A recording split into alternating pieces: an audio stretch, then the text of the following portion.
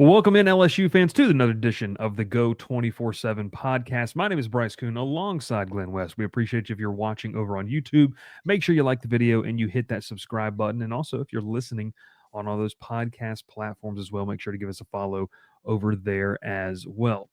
Well, Glenn, it is springtime officially. As you can see, I've got the Masters hat on. A phenomenal weekend, which I think you and I texted both back and forth like we would be able to go to practices and record podcasts and do work this week if we survived the drama of Sunday at the Masters. So that was a lot of fun.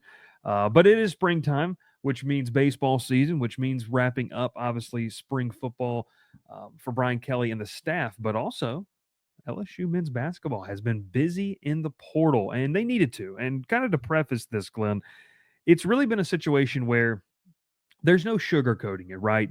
Matt McMahon got. I would say this like a vote of confidence. This might be the last vote of confidence that he gets in terms of his LSU tenure. There has been publicly reported a influx of NIL funds to be able to go out and field a competitive team. We can talk about what that needs to look like, how that needs to occur, or what benchmarks need to be hit. But the first thing, man, they had to go field a team. There were some portal exits. There have been some portal additions. So let's start with kind of the big viewpoint, Glenn. They had needs coming in. I know you've talked about it up until this point, as we're recording this on April the 15th. How do you feel like they have addressed it, and what's kind of been your biggest takeaway from how they've attacked the portal? Yeah, I think they've done a really nice job here. And look, I think this needs to be broken down into a couple of different buckets here. LSU season this year was unacceptable, and Mhm. that you can go back to injuries. You can certainly say that they just didn't have the Jimmys and the Joes to really compete in this conference, and that's a massive, massive problem. If you're Matt McMahon here in year three, Mhm. this was really kind of the year that I think he and LSU expected to kind of take that next jump. You go 9-9 in conference play in year two, and then you go 3-15 in year three. There's no sugarcoating it. Yeah. That's a huge step back, and Mhm. you can't sugarcoat that any other way. But what LSU needed to do is they needed to clean house. And I think you've seen them do that. There's not only just all the seniors that have graduated and moved on, whether it's Cam Carter, Jordan Sears, Jai Bailey, some of the older guys on this roster that have moved on from the program. But you just mentioned that they're at the top. They lost six transfers. They saw six guys go to the portal to go find playing career elsewhere, and that essentially has left them with three returning players next year: Jalen Reed, Curtis Givens, and Robert Miller, who I think Mhm. is a nice. They're nice pieces. They're pieces that you can certainly build around and contribute to a winning team next year if they develop in the right ways. But there's no doubt that the crux of this thing had to be built through the transfer portal, and with those additional NIL funds that we've been hearing about for several months now, leading into this transfer window for basketball, they've addressed a lot of needs. And what you Mhm. needed to see this team do, I think, more than anything, was just get more skilled at every position. They needed to get longer, taller, more physical, but just more skilled. And you can't do that without spending more money. And they have been given the license to go do that with the additional funding that they've received in NIL resources. And I think that they've done a nice job of kind of navigating it here in the early portion of their process. They've got five new additions, and I'm sure we can dive into deeper Mhm. on all of them. But I think that they've filled a lot of their needs in terms of the physicality that they need to compete at a higher level in the SEC next year. And let's face it, like, if they don't make the NCAA tournament next year, there's literally no excuses. Like, I Yeah. think that's when you could see some movement and in terms of what this thing looks like from a program perspective under Matt McMahon. And the I think that that's very much maybe not in the front of their minds, but certainly in the back of their minds of just how important they need to hit on all of these portal guys that they've brought in and signed to this point, and still looking to add as we kind of move forward here in the next week or two. You kind of mentioned this, and I'm going to let you pave the way for a lot of the conversation on today's episode. But I was talking with some of the other media members that obviously cover LSU men's basketball, and the thing is that you had some young talent this past year. It didn't really pan out, and we're starting to see a focus in college basketball, and especially within the SEC, Glenn, of, look at the team that just made the Final Four in Auburn, a team that was one of the oldest teams in college basketball. It's a get old, stay old mentality. And, I covered ACC basketball, and that was he's now the head coach at UNLV. But he used to be the head coach at Georgia Tech, and Josh Pass used to say his mentality was to get old and stay old. And I think that's kind of been a little bit of a theme that LSU has said, hey, we need some veteran guys. Like, we need guys who have played and have played, whether it's at a mid-major level or the high major level. They've played really good brands of basketball. And just at my 30,000-foot view at looking at this class and reading some of the stuff you've put together, they've checked that box of guys who have played a lot of basketball, have some experience. And I don't know. I think that's kind of, maybe a calling card of what we saw in the. I don't think the SEC is going to be as dominant as it was this past year. That was an anomaly of what we saw this past season, but it's still going to be really good. And you're still going to have a lot of veteran players that have really good physicality, understand the grind of a conference season. And LSU just kind of has been missing that. I just feel like for Yeah. so long. Yeah, this offseason I think was important in a number of different ways, but I think honestly one of the more underrated ones, and it's kind of happened here within the last 2 weeks, um, is what you've seen them do in terms of building around their staff and are building the Mm-hmm. program out through that perspective. And right at the top, I mean, you're seeing this across basketball programs in college all across the country. I mean, Davidson just hired Stephen Curry to be their general manager, and I think you can probably expect him to pour some pretty hefty NIL resources in himself. I'm not sure how that's going to work with a current NBA superstar, going back to his hometown or home team in the offseason to kind of build up some resources there for his program. But what LSU did was they hired Ronald Dupree to be their general manager of Mm-hmm. basketball, and that was a position they really hadn't had up until this point. And Dupree's going to come in. This is a guy who's been an executive in the NBA for 8 years now, mainly with the Milwaukee Bucks. He's handled a lot of their scouting, a lot of their international scouting. So I think that's going to be an area here where you see LSU kind of.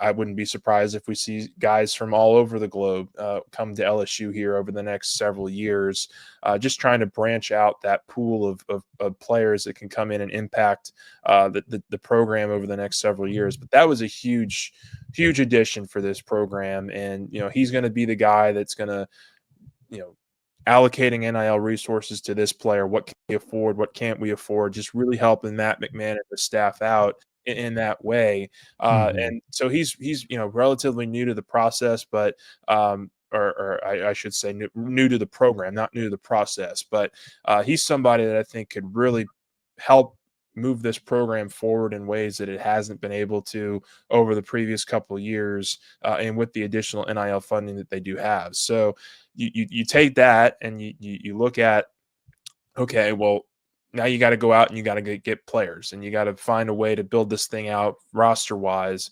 And I think for me, really the first two signings really showed to me that LSU was ready to play ball in the NIL space, because what they were able to get with Michael Nwoka, who was a 32 game starter for Mississippi State last year, only played about 15 or 16 minutes a game.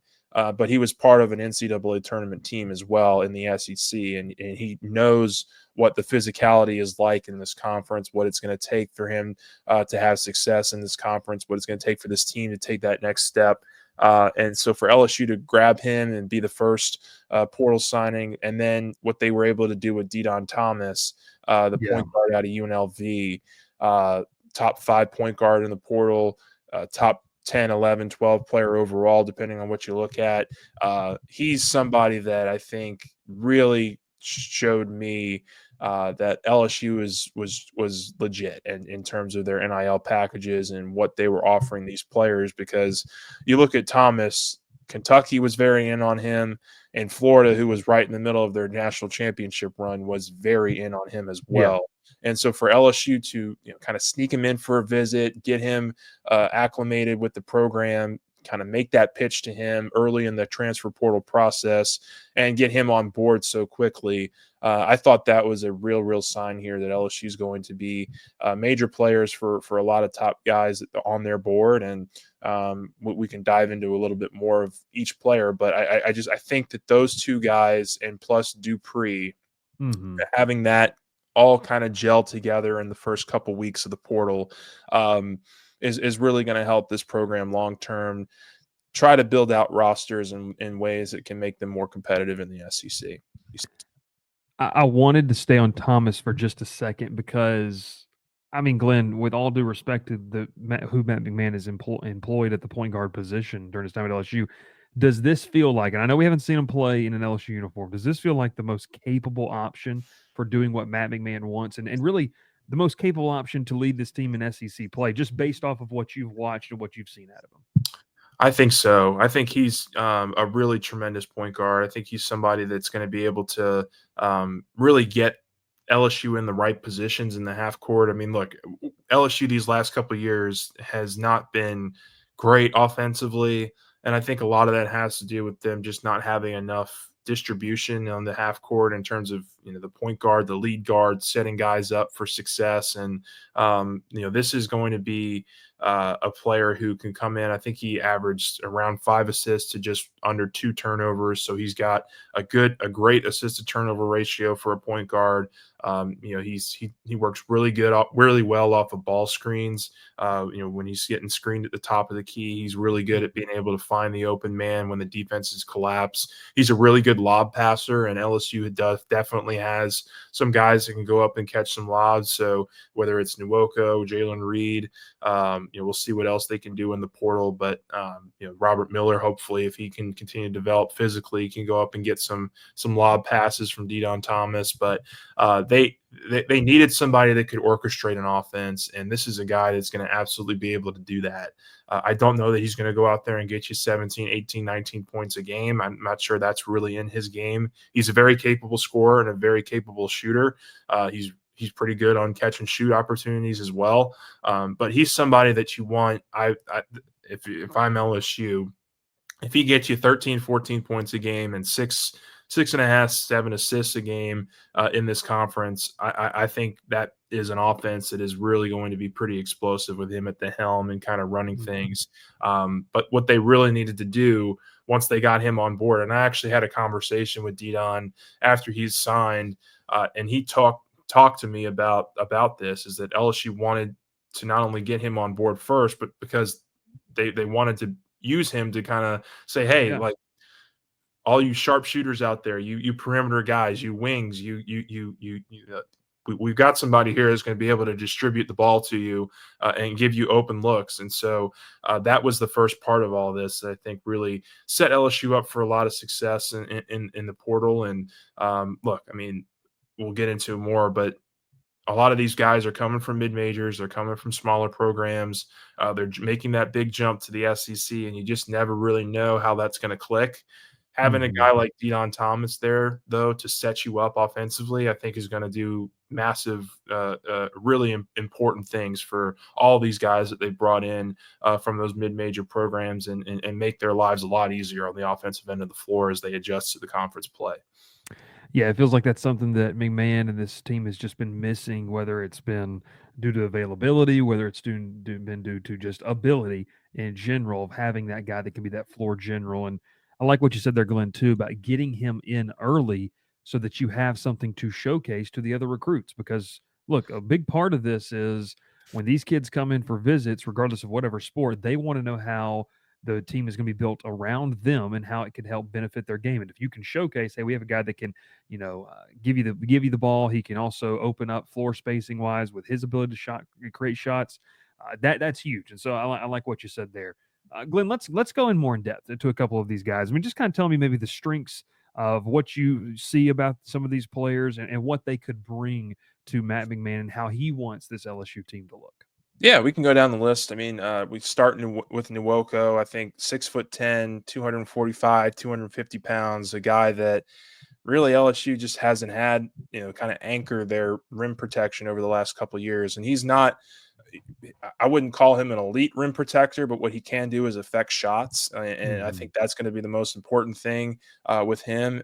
And what else? What the other big thing he can do? He can go up and get some rebounds. I mean, he was top 20, I believe, in rebounding percentage when you kind of even it out across, kind of a per 30 minutes basis. He was a guy that averaged around 6.5 points and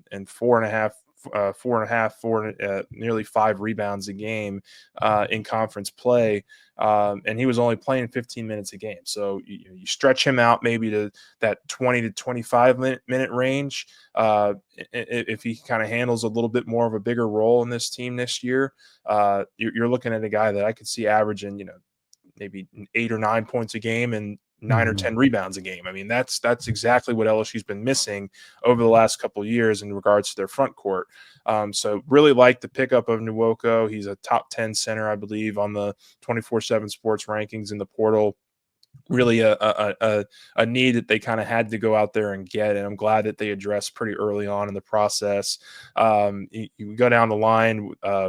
We just talked about Dedan Thomas and just kind of what I think he'll be able to do offensively for LSU. The defense is going to be something that's a little bit of a concern just because he's 6'1". He's a little bit of on the smaller side, and he's going to have to be really opportunistic in terms of just trying to create steals and getting out in transition and that kind of thing.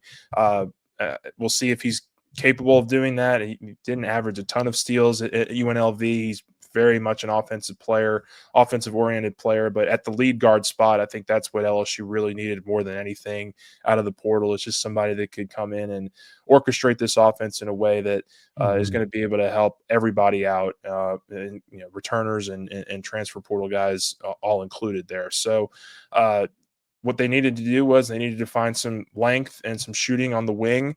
They brought in Rashad King from Northeastern, who's about 6'6". He's got a nice long wingspan. I just watching his tape, he doesn't look the quickest to me off the dribble. Okay. In terms of just how I think he could, maybe, affect the game on the offensive end of the floor in that respect by putting the ball in his hands. But he's very good in transition.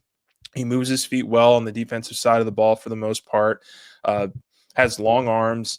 I think he's going to be able to help you out defensively there.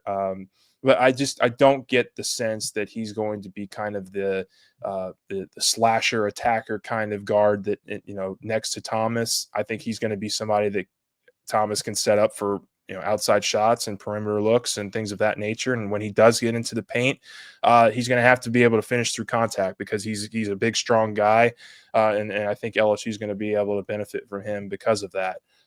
So somebody's going to be able to shoot the three, attack the rim, maybe get to the free throw line. He's actually a very good free throw shooter. So if he's able to kind of draw contact and get to the free throw line pretty consistently, hit outside shots on those catch and shoot opportunities, I think he's going to be a real valuable piece for this program next year. And I think really defensively is where you could see him make a mark. I think he's going to have to make a mark on that end of the floor, unless we're talking, and we can get into this in a little bit later. Sorry, I'm jumping around a little bit, but I think they need to find another defensive oriented wing, another guy Yeah. that can move his feet, has some length to him to really round out the rest of this perimeter defense and wing depth on the roster. They brought in Max McKinnon, guard from Portland and out of the Australia League. I mean, he was an Australia player that went to has jumped around a little bit, just played at Portland this last year, shot over 40% from 3-point range at Portland. LSU is not going to ask him to do a lot of the things that I think he did at Portland. He was very much an offensive initiator with that team. I think is a very underrated passer. He can pass, and I think that will be something that they look to him for occasionally. But what they are going to have him in there for is to shoot lights out from 3-point range, and I Yeah. think that's going to be his role. I could see him coming in as a kind of sharp shooting bench option. A guy that you hope can get 2, 3, 4 threes in a game, really maybe change the outlook of a game where maybe you start off a little bit slow on a shooting night, and this guy can come in and kind of pick you up in that respect. I think he's got a very fluid shooting motion, really good player, underrated. I think in our on our 24/7 sports rankings, I think he's going to have a nice role on this team next year. And then Markel Sutton was another guy that they brought in. He's the fifth guy that they've added out of the portal. 6'9", 225, 230 pounds. Comes from Omaha, a team that just went to the NCAA tournament Yeah. this last year as well. So he's been part of a winning team.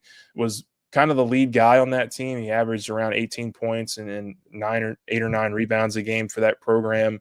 Can shoot it well.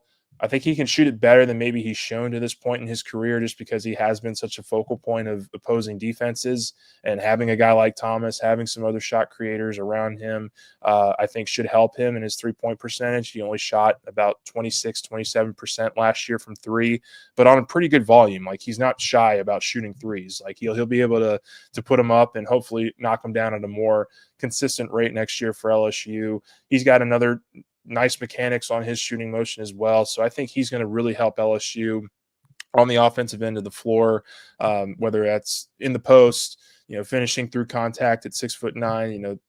He's 6'9", but he's not a Damian Collins 6'9". He's Gotcha. he's strong.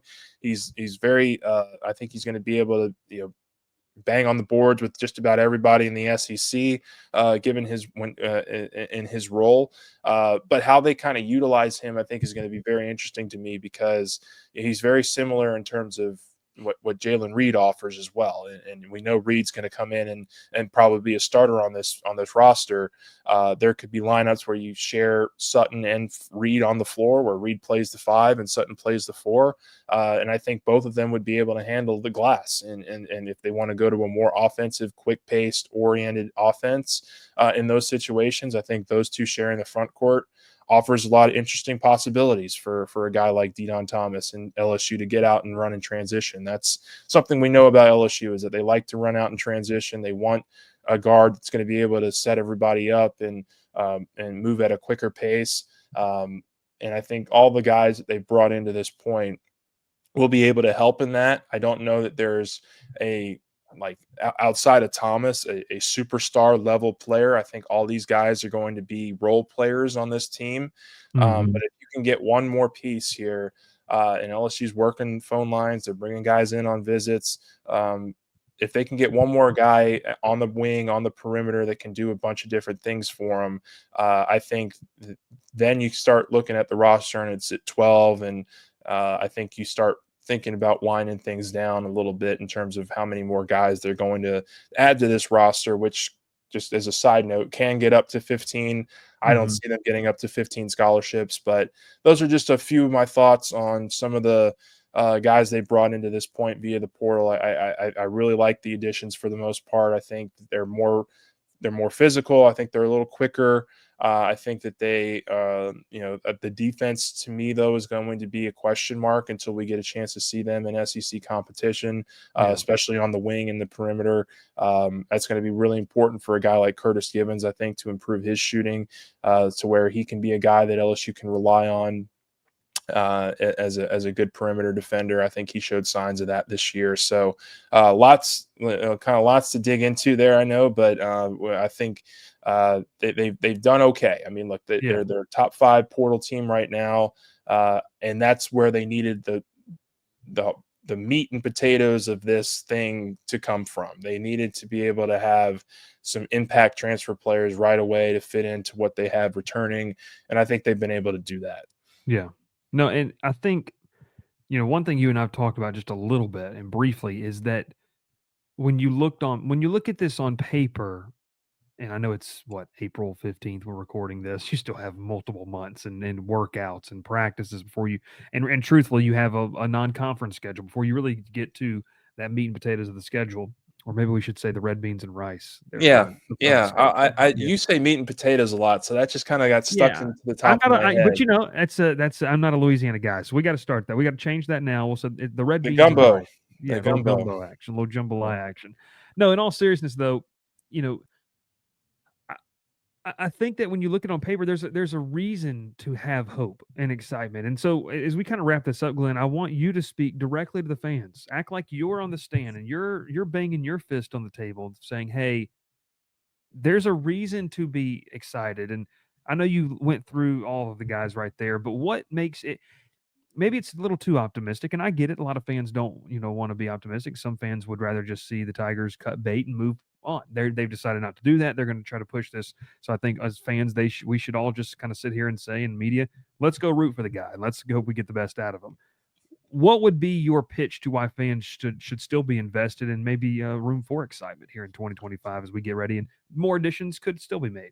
Yeah, yeah, I think there's going to be another one or two guys maybe they try to add here to round out the rest of the roster. What I'll say here is that I it's so hard just because they're coming off of such a down season, and I totally understand why fans Yeah. are the way that they are right now in terms of the.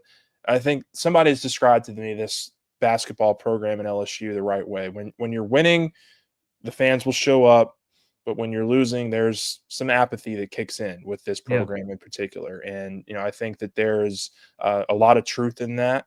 And it's on Matt McMahon and this team and this roster and this staff to flip the script on that. They have Mhm. to have a more competitive year next season. And I think with some of the additions that they've made in the portal, they're going to get better.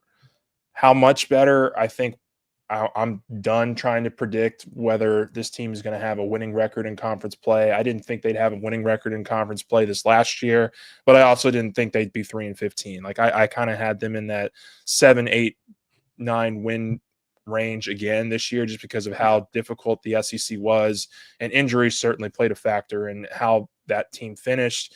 But they also were not physical enough. They did not have the rebounding. They didn't have the presence at the rim.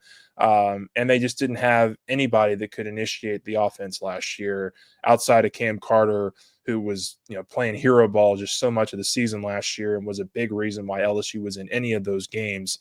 I don't think that's going to be the case this year. I think they have a guy in Deion Thomas that they have evaluated that they think can come in and be a lead guard in the SEC, set guys up for shots, get his own, and be a much more efficient offense next year.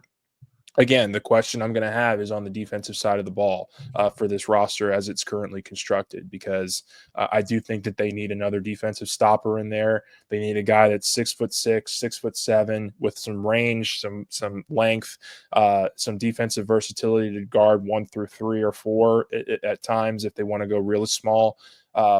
But they have enough size and enough physicality now. If Reed can stay healthy, if Sutton stays healthy, if Miller can develop and stay healthy, I think that's a good core of guys in the front court. And they've given themselves enough swings in the back court, I think, to really be something interesting next year next to Deion Thomas and what he's going to be able to offer from the point guard position. So we didn't even talk about the 3 freshmen, and I Yeah. think those guys could have some role. I don't know that they'll have major roles. I think if there's one guy that I'm keeping a close eye on in the offseason, it's going to be Matt Gilhool, the 6'10" forward, lefty shooter, guy who's got some length and some size to him as well, some athleticism. I think he'll be able to hit some open jump shots in some situations, but I don't know that this freshman class is going to have. I think at least LSU hopes that this freshman class is not going to have to contribute to the degree that this last freshman class did. And we just saw you know how hard it was for those guys to adjust because of how old this SEC was this last year. I think they got older for a reason. They understand that the SEC is the most it was a absolute dominant conference this last year and has shown no signs of slowing down. So it's going to be really important for those transfers that they brought in, the older veterans, the guys that are returning to this roster, to continue to develop in this program and take that next step to where they can go from 3 wins. I think they have to get to 8 or 9 again to feel comfortable about getting into the tournament. But you're still talking about a team that's, either at 500 or a little bit slightly below 500. But I think just getting into the tournament is step number one to showing that this program is ready to kind of take that next step. And then you kind of go from there and reevaluate after next year if they're able to do that. If they're not, Yeah. and their results are similar, then you have your evaluation there. If you're Yeah. Scott Woodward and the athletic administration, you've poured money into the program, you're still getting the same results. I think that's when you can comfortably say this is just not working. And so that's what Matt McMahon is facing this year. It's NCAA tournament or bust, in my opinion. And it's going to be very interesting to see just kind of what other moves are out there for them to be made. They're bringing in a guy named Dan Skillings this week. Guy who I just described pretty perfectly as a defensive player, a guy who's going to have some length, some size on the perimeter. If LSU's able to close the deal on that one, I think he'd be kind of your defensive anchor if they're able to land him. And we'll see kind of what happens there. But he's one guy that's coming in for a visit. I know they've talked to a couple of others, and we'll see kind of what kind of headway is made in terms of rounding out the rest of the roster with another older veteran or two. Yeah, the perfect storm would see you have young guys really step up, and they would have to take, immature very quickly, as well as these veterans stepping in and providing leadership. And it's the challenges, right, of building a Yeah. team through the portal, which LSU kind of has to do, and kind Especially of in starting to, basketball, it's just oh man, it's such a turnover every year for a lot of these programs, and you've got to make sure that your evaluations are sound. And yeah, we can be completely honest, LSU hasn't had the most sound evaluations over the last couple of years either. And I think part of that's had to do with what they've had to work with money wise, and part of that's also had to do with them just misevaluating what the size of some of these guards in particular have to deal with in the SEC week in or night in and night out. So you're hoping that this is the right formula that you're bringing in, because it has to be, or there could be serious changes coming if it's similar results next year. LSU basketball. Making some moves and some noise in the transfer portal. And for all the latest information, come hang out with us over at Go 24/7, where you can join the community talking about baseball. We're talking football, we're talking basketball as well, all throughout the spring and summer months and into fall camp as well. We'll have more podcasts later this week talking about football, previewing a big weekend coming up for LSU baseball as they kick off a 9-game homestand starting tonight against a red-hot McNeese team coming in looking for an upset. And it also, too, is looking, Glenn, it's a borderline quad 1 game for LSU tonight. Yeah, So that's also McNeese is it's playing not real a well. typical midweek game. McNeese is playing real well right now, so Yeah. they're going to have to put whatever it was on offense, a quick remedy there if they want Get to back home. get out of this. Yeah, being back home should help. Yeah. So you'll play Alabama, then Tennessee next week, and it should be a fun next couple of weeks as we get closer and closer to Hoover. He is Glen West. My name is Bryce Koon. Thank you so much for tuning in. For more content, hit that subscribe button and like us on all those platforms. And we'll catch you next time here on the Go 24/7 podcast.